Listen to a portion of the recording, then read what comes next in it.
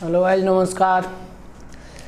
इससे पहले वाले वीडियो में हमने वेक्टर से आगे वाला एक टॉपिक स्टार्ट किया था प्रक्षेप के बारे में, तो उसमें हमने जो उसके बेसिक्स पॉइंट थे उनको स्टडी किया था। अभी हम उससे आगे वाले जो पॉइंट हैं उसी टॉपिक में उनको हम स्टडी करते हैं। तो सबसे पहले my channel name physics by Satish Chand, and if you like my videos then you have to subscribe my channel please.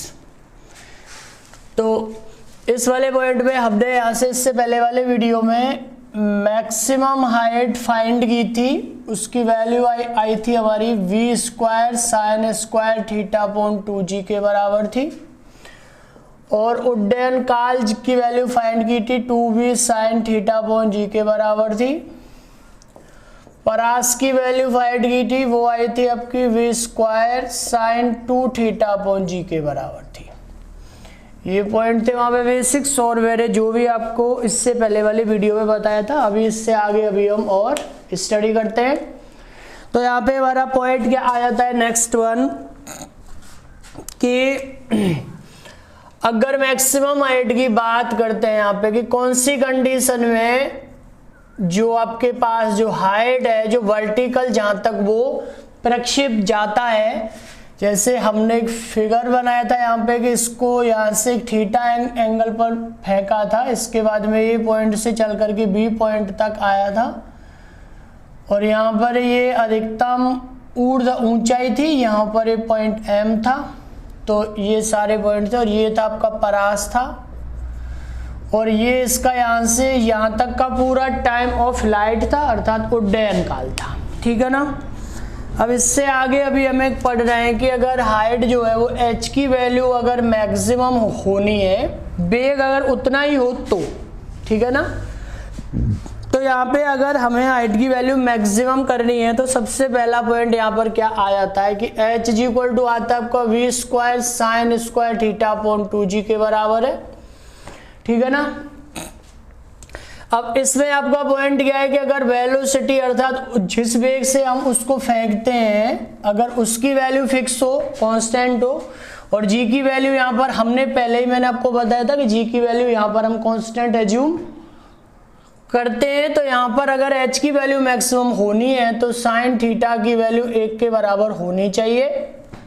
ठीक है। और साइन थीटा की वैल्यू 1 के बराबर कब होती है कि जब थीटा इज इक्वल टू 90 हो यहाँ पे, अर्थात जो हॉरिजॉन्टल के साथ क्षैतिज के साथ कोण है अगर वो 90 अंश का होता है तो वहां पर h की वैल्यू मैक्सिमम या सबसे ज्यादा आती है। और वो मैक्सिमम वैल्यू कितनी होती है, h maximum is equal to v square upon 2g के बराबर होती है।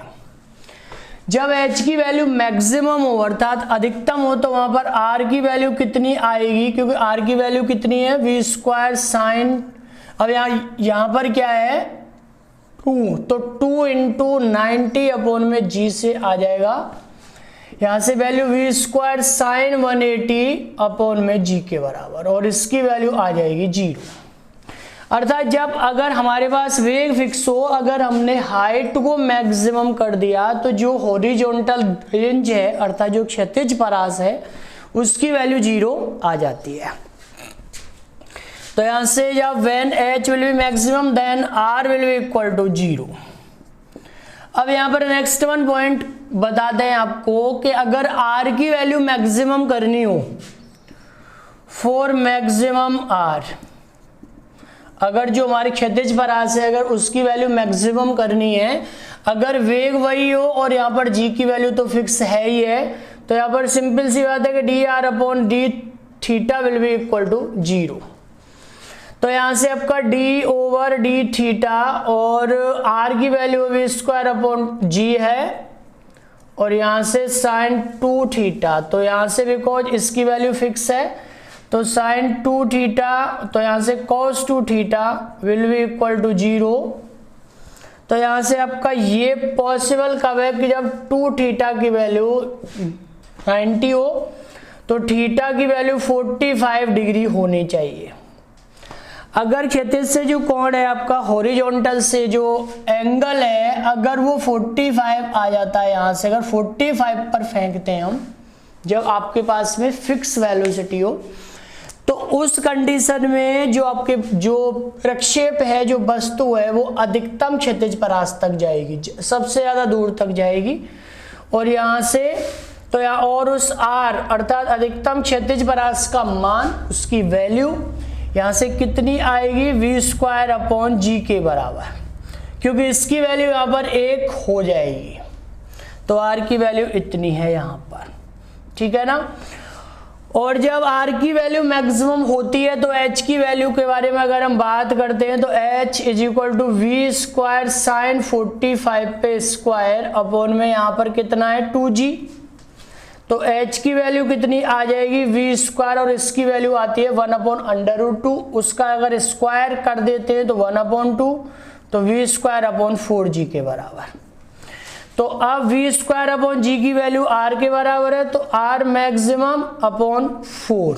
ये सारे पॉइंट्स आपको बेसिकली किसी भी एग्जाम के लिए अच्छे हैं कि जब r की वैल्यू मैक्सिमम होती है तो उसकी वैल्यू v²/g के बराबर होता है, अधिकतम परास का मान। और उस स्थिति में जब r की वैल्यू हमें मैक्सिमम चाहिए होती है तो वहां से जो वर्टिकल हाइट है, अर्थात हमारी ऊर्ध्व जो अधिकतम ऊंचाई थी, उसका मान जो है वो परास का यहाँ पे 1/4 के बराबर होता है। तो h की value will be r maximum upon 4। अब यहाँ से और भी कई सारे पॉइंट्स हैं, उनके बारे में हम स्टडी करते हैं।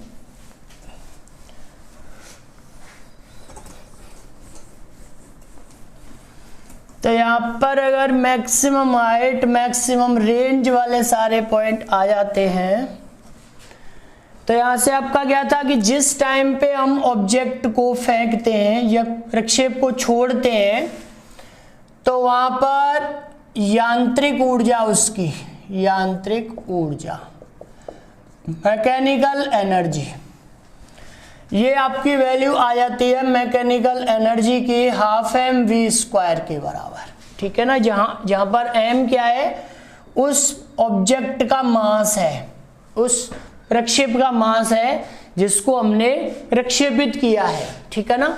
It is the mass of projectile. तो यहां से 12 mv² के बराबर है। अब मैक्सिमम पॉइंट पर जाकर के एट हाईएस्ट पॉइंट, तो हाईएस्ट पॉइंट पर जाकर के यहां से, क्योंकि वर्टिकल जो कंपोनेंट है यहाँ पर, क्योंकि इधर था v cos थीटा था और इस साइड में v sin थीटा था, तो इस वाले पॉइंट पर जाकर के वेग का जो ऊर्ध्व घटक है, वेलोसिटी का जो वर्टिकल कंपोनेंट है, उसकी वैल्यू 0 हो जाती है। तो यहाँ पर केवल हॉरिजॉन्टल कंपोनेंट ही होता है v cos थीटा। तो यहाँ से आपका क्या है, vertical component of velocity will become 0, और यहाँ से केवल इसके पास हॉरिजॉन्टल कंपोनेंट है v cos। और ये मैंने आपको पहले ही बताया था कि v cos की वैल्यू हमेशा पूरी गति के दौरान उसकी वैल्यू फिक्स होती है।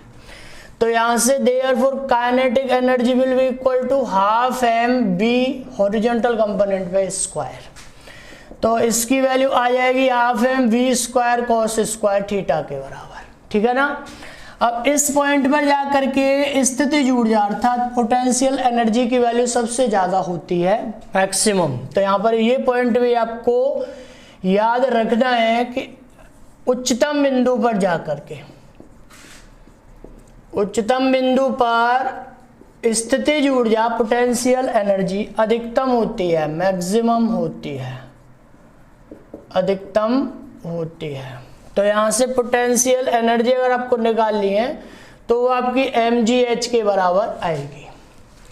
अब यहाँ पर क्या है, ये mg और ये मैक्सिमम हाइट की वैल्यू कितनी है आपके पास में, v² sin² theta upon 2g के बराबर। तो यहाँ से मैं अगर g से g को काटता हूँ तो it will be equal to 12 mv² sin² theta के बराबर। देयरफॉर उस हाईएस्ट पॉइंट पर जाकर के, उच्चतम बिंदु m पर जाकर के कुल ऊर्जा एट m पॉइंट, तो कुल mechanical energy will be equal to potential plus kinetic, कुल यांत्रिक ऊर्जा बराबर स्थितिज ऊर्जा प्लस गतिज ऊर्जा। तो इसको ऐड करना है और इसको ऐड करना है, तो यहाँ से 12 mv² कॉमन है और ये आ जाए आपका sine square theta plus cos square theta. तो कुल यांत्रिक ऊर्जा mechanical energy will be equal to half M B square. इतना तुम्हारा ये जो कुल यांत्रिक ऊर्जा है, मैकेनिकल एनर्जी है, इतना ही पॉइंट एम पर है और इतना ही पॉइंट इसका स्टार्टिंग में था। एट पॉइंट ए अगर इसको मान लेता हूं मैं, तो इसका अर्थ हुआ कि एम पॉइंट पर जितनी टोटल मैकेनिकल एनर्जी थी, यांत्रिक ऊर्जा थी, उतनी एम पॉइंट पर है यहाँ पे। तो इस वाले पॉइंट से ये बात क्लियर होती है कि विक्षेप्य गति के दौरान वस्तु की कुल यांत्रिक ऊर्जा स्थिर होती है। जितनी इस पॉइंट पे यहाँ पर है उतनी इस पॉइंट पे थी, उतनी ही हर पॉइंट पे होगी। लेकिन जब ये ऊपर की ओर जाती है तो यहाँ पर केवल इतना इफेक्ट होता है कि स्थितिज ऊर्जा पोटेंशियल एनर्जी जो है वो बढ़ती हुई जाएगी और काइनेटिक की वैल्यू कम होती हुई जाएगी। बट लेकिन जितनी पोटेंशियल बढ़ती है स्थितिज, उतनी ही काइनेटिक की वैल्यू कम हो जाती है। लेकिन दोनों का सम अर्थात स्थितिज ऊर्जा प्लस गतिज ऊर्जा at every point will be same, हर बिंदु पर समान होती है। ये था आपका पॉइंट। इसके बाद में इसमें और पॉइंट बताता हूं मैं आपको नेक्स्ट, यहां से कि अगर यहां से हमारा अधिकतम परास की जब वैल्यू हमने फाइंड की थी तो वहां पे एंगल की वैल्यू 45 थी, और एंगल की वैल्यू अगर 45 आती है तो एम पॉइंट पर काइनेटिक एनर्जी और पोटेंशियल एनर्जी दोनों की वैल्यू सेम ही आएगी। यहाँ पे इस पॉइंट को आपको याद करना है कि जब थीटा 45 के इक्वल होता है, बराबर होता है, तो एट हाईएस्ट पॉइंट जो उच्चतम बिंदु है, हाईएस्ट पॉइंट पर जो गतिज ऊर्जा है वो स्थितिज ऊर्जा के बराबर आती है, और दोनों की value half M B square यहाँ से, और इसकी वैल्यू आपकी कितनी आ जाएगी, और साइन 45 हो या कॉस 45 हो, उसकी वैल्यू का अगर स्क्वायर करते तो यहाँ पे 1/2, तो एम बी स्क्वायर अपॉन 4 के बराबर आ जाती है। इसके बाद नेक्स्ट पॉइंट स्टार्ट करते हैं यहाँ से।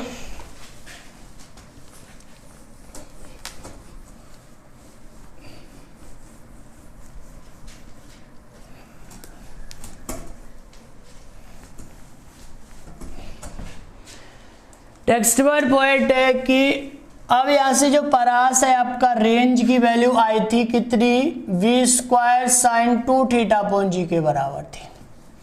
कोई भी अगर प्रक्षेपण कोण एंगल अगर थीटा हो तो यहां पर परास की वैल्यू इतनी थी, और इसको मैं लिख सकता हूं 2v square sine theta into cos theta upon में जी के बराबर। ठीक है ना। अब अगर यहां से एक बार ये परास कब है, जब आपका एंगल थीटा हो।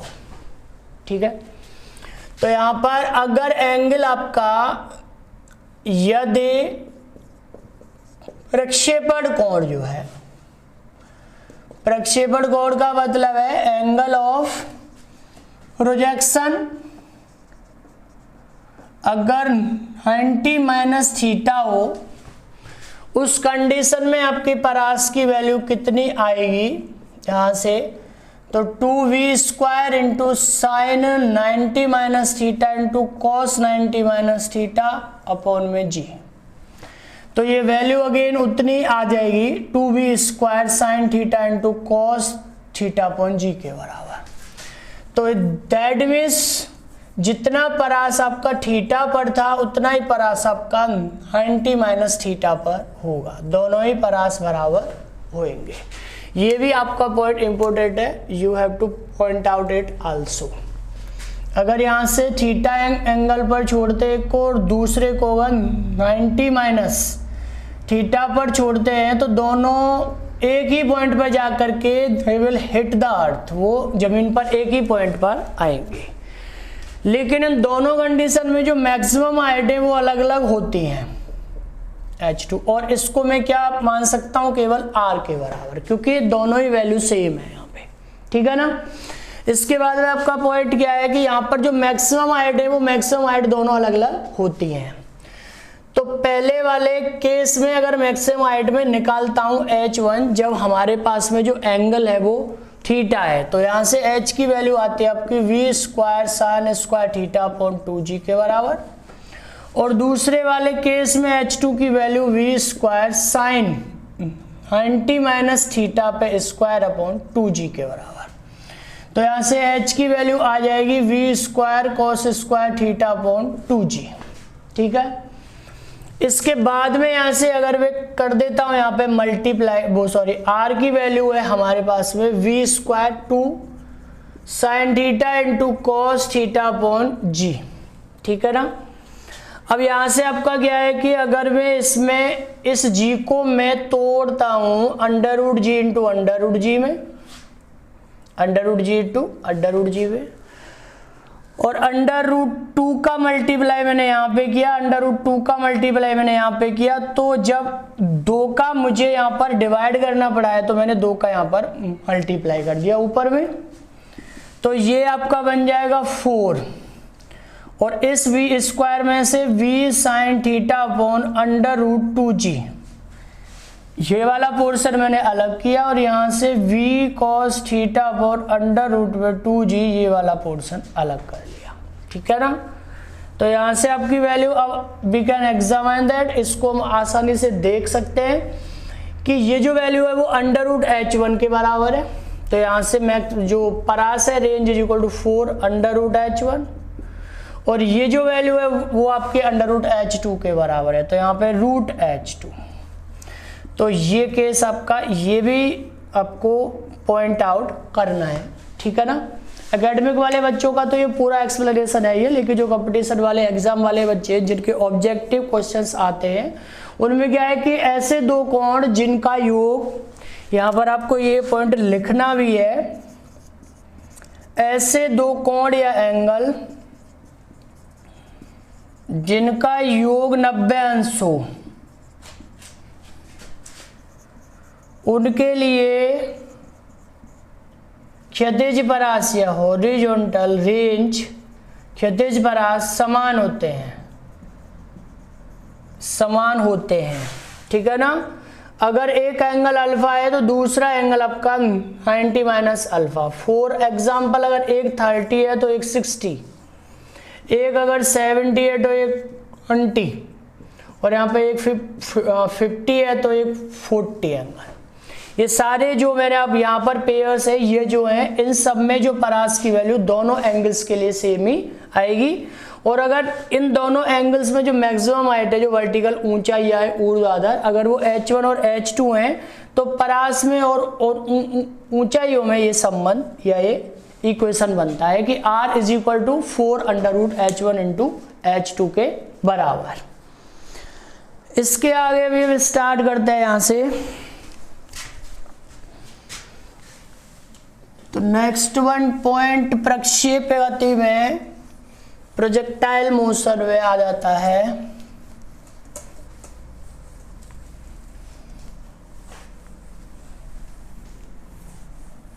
यहां से।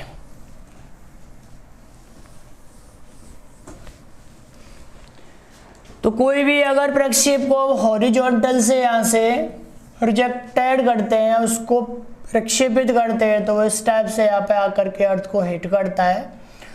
और इधर वाला अगर यहाँ से उसको अपने v वेलोसिटी पे यहाँ से छोड़ा था v पे, और क्षैतिज के साथ में एंगल थीटा था, तो यहाँ से आपका क्या है कि वो इतने एंगल पर यहाँ पर आकर के अर्थ को हिट करता है with the same velocity speed से। तो इन दोनों जो वेलोसिटीज हैं इनके बीच का जो एंगल बनता है थीटा ये, तो इट विल बिकम 2 थीटा। यहाँ से इस वेलोसिटी को अगर मैं v1 वेक्टर मानता हूँ, इसको v2 वेक्टर मानता हूँ, तो यहाँ से अगर हमें निकालना है कि change in velocity during projectile motion,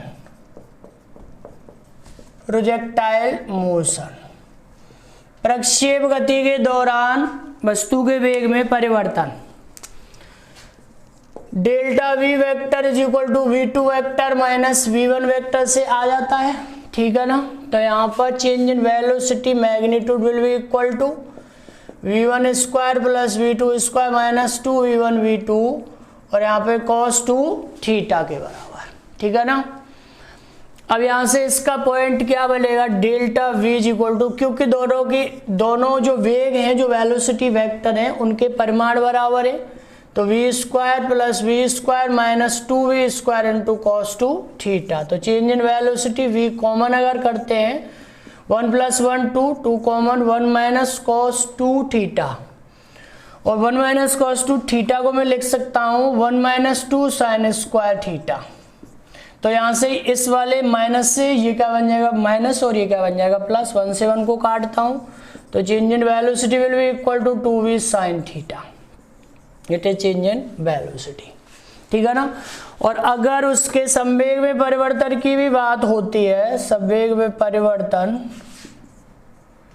change in linear momentum, तो वहां से आपको पता है क्योंकि P is equal to M भी आता है, तो change in P will be equal to M change in V।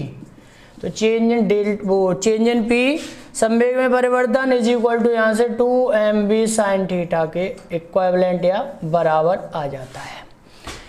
इसके बाद भी अभी नेक्स्ट पॉइंट स्टार्ट करते हैं इससे आगे वाला, ठीक है ना।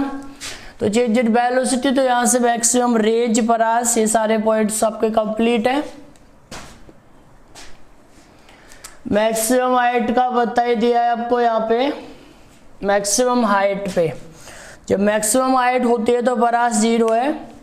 इसके आगे वाले जो पॉइंट्स है we will study in next video. Okay guys, thank you.